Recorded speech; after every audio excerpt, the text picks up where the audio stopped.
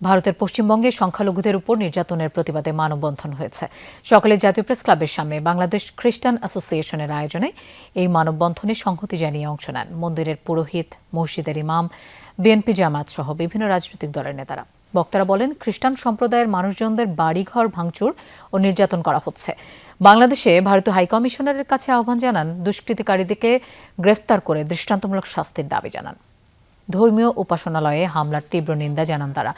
ভারত সরকারকে সংখ্যালঘুদের সুরক্ষা দিতে হবে। প্রতিবাদ সমাবেশে বিজেপি সরকারের নির্যাতনের বিরুদ্ধে স্পষ্ট পদক্ষেপ দেখতে চান এনসিপি নেতারা। আর বিএনপি নেতারা ভারত সরকারের কঠোর সমালোচনা করে জাতিসংঘের কাছে নিরপেক্ষ তদন্তের দাবি জানান।